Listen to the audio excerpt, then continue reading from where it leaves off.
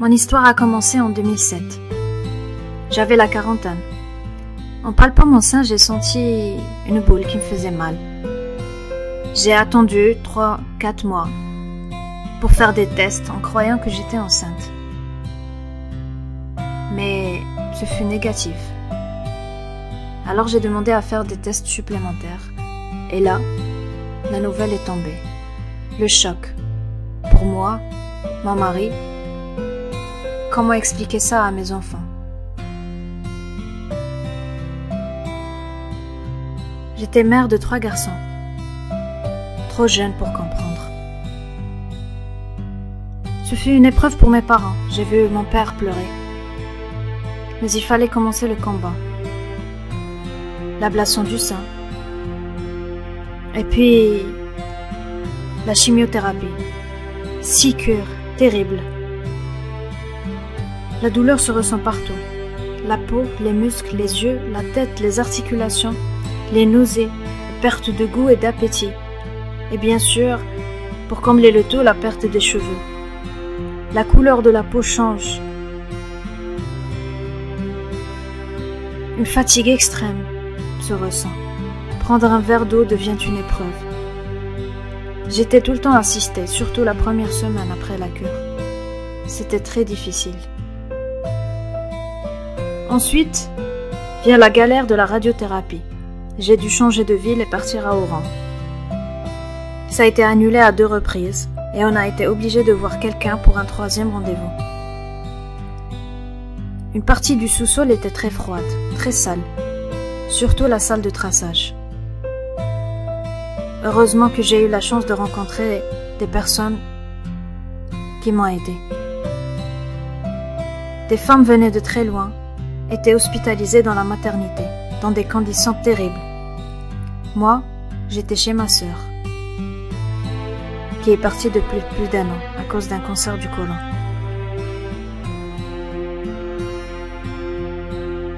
À Oran, c'est une vraie catastrophe. Les malades ne sont pas bien pris en charge.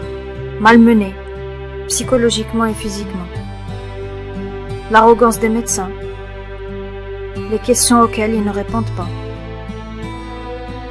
Tu te sens rabaissé. Alors qu'ils devraient nous remonter le moral et nous aider à dépasser cette terrible épreuve.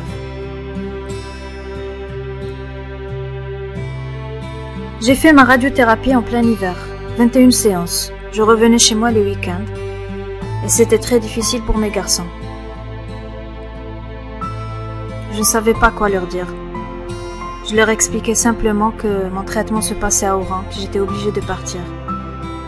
Heureusement, mon mari était là. C'est leur père qui s'est occupé d'eux. Durant ma radiothérapie, il y avait 2 groupes. L'un d'eux commençait à 8 heures et l'autre à 10 heures. L'attente se passait dans une petite salle où il n'y avait pas assez de chaises pour toutes. Et souvent, l'appareil tombait en panne. On attendait pendant des heures. Je retournais chez moi et j'essayais de me reposer et de profiter de mes enfants.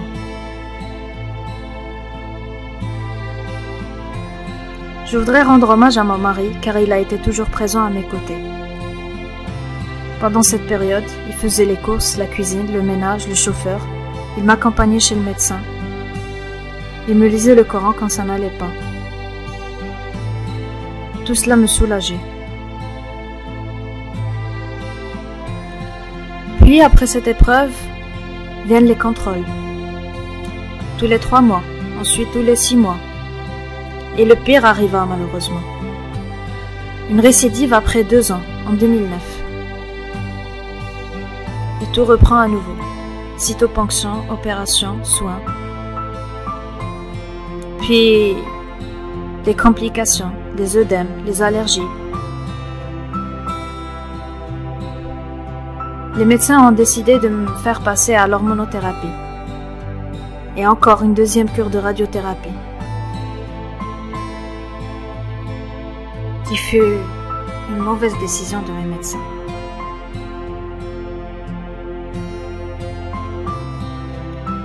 Les années passèrent, mon autre sœur tombait malade. Même diagnostic que moi, mais plus jeune. Elle Elle est décédée à l'âge de 42 ans, laissant nos cœurs meurtris et 2 enfants.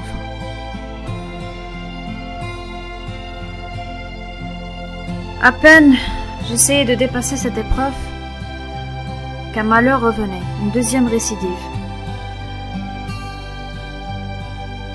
Toujours le même stress. Chimio, mais cette fois seulement 4 cures. Une nouvelle opération, l'hormonothérapie.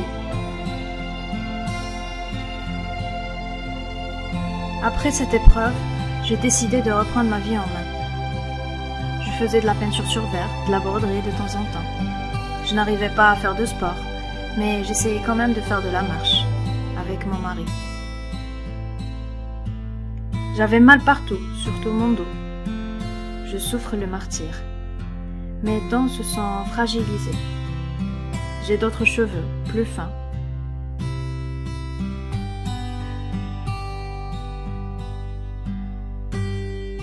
Quelques années plus tard, en 2007, je préparais le mariage de mon fils. Je ne lui ai rien dit. Ni à lui, ni à personne d'ailleurs, sauf ma mère et mes sœurs. Après la deuxième cure, on a célébré le mariage. Je me sentais bien. Mon médecin m'a donné des fortifiants pour me booster et personne n'a rien remarqué. Il est parti en voyage de noces avec son épouse. Et dans la semaine suivante, j'ai fait ma 3e cure. Quand ils sont revenus, j'ai été obligée de leur dire. Lui et ma belle-fille en ont pleuré, et moi aussi d'ailleurs. Elle m'a en voulu de leur avoir caché cela et de m'être donné à fond. Je ne voulais pas gâcher le plus beau jour de leur vie. Je ne voulais pas gâcher leur joie, tout simplement. Ensuite, j'ai essayé de survivre, mais un drame arriva. Ma sœur, chez qui je restais pendant ma radiothérapie à Oran, est partie, en l'espace de 3 mois, à cause d'un cancer du côlon, laissant aussi 3 enfants. Je m'en suis pas encore remise. Nous sommes encore sous le choc. Elle avait 1 an de moins que moi et c'était ma belle-sœur, ma sœur et ma confidente. Et comme un malheur ne vient jamais seul, j'ai encore fait une 3e récidive. Je me suis fait opérer il y a quelques mois et je suis sous traitement hormonal par voie injectable. Mais les ganglions de mon cou ne sont pas opérables. Alors on attend pour faire des contrôles. Et on voit si le traitement est efficace. Aujourd'hui, la cinquantaine, la lutte continue. Je dis toujours Dieu merci, alhamdoulilah. Parfois, je sens le regard des autres femmes. Elles ne sont pas à l'aise. Je m'en fous, car il y a autour de moi mes enfants, mon mari, mes parents et des gens qui m'aiment. Et c'est surtout pour mes enfants que je me relève à chaque fois. Et aussi pour mon mari qui ne m'a pas abandonné, n'a pas cessé de m'aimer comme je suis devenue. À travers toutes ces épreuves difficiles, ma vision a beaucoup changé. Pour tout, on n'est que poussière. Cette vie n'est qu'un pont pour une autre meilleure, éternelle. Alors, il vaudrait mieux travailler pour passer avec de bons bagages et essayer d'être parmi les vainqueurs.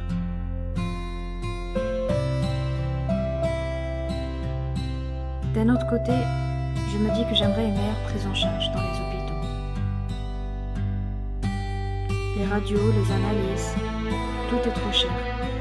Il serait bien que le ministère de la Santé nous donne des cartes à tous les malades chroniques pour être prioritaire dans les soins, pour éviter les temps d'attente, les chaînes.